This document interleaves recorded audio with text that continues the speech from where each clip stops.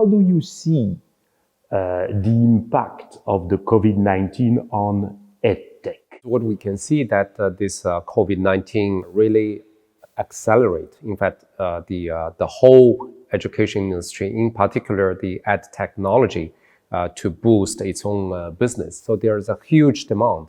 And when we're talking about education, you can see that we were in the position of the high education, then you have the young kids education. So it covers all the education part without talking about another very important is the lifelong learning for the business world. It's definitely is a kind of the acceleration.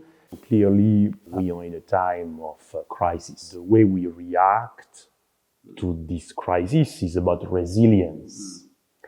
Now, how do you see the role of innovation in this moment of resilience? I think that the resilience is the grounding for the innovation.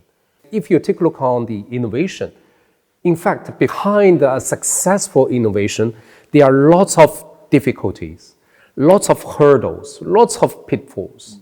So for the people, the team getting involved in this innovation process, there is the need of the resilience attitude. So this is really the foundation. Now, in a time of a crisis, how do you connect the crisis and entrepreneurship? The first layer is about the resilience. You can see that there will be the separation of different attitudes. One is more reactive or even negative.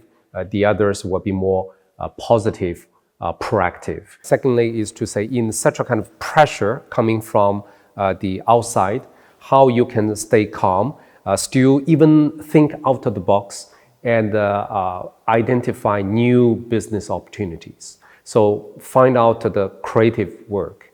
So in that perspective, for the school, it's not only teaching about those technical parts like marketing, human resource management, this type of thing. So there are also a collective awareness about the soft skill part, including the entrepreneurship. As you know very well, in Chinese, when you say crisis, two characters, weiqi, danger and opportunity.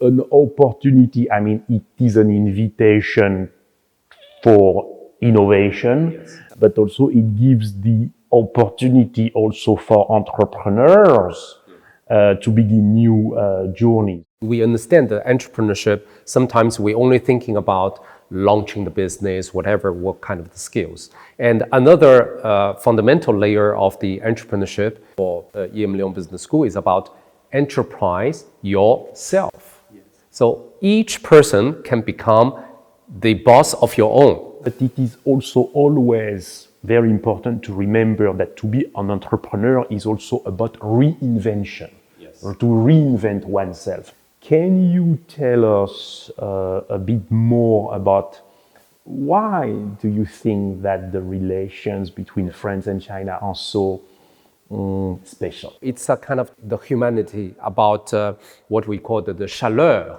of the human being, right? The warmth of the human being. And I think that everybody agrees that the two nations are great nations with long civilization.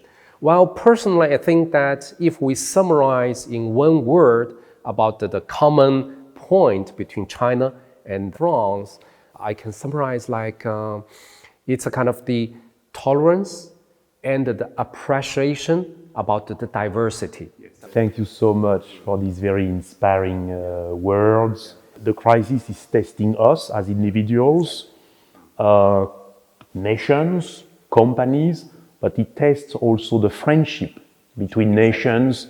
And what we can say is that between France and China, this crisis makes the friendship between the two countries even stronger.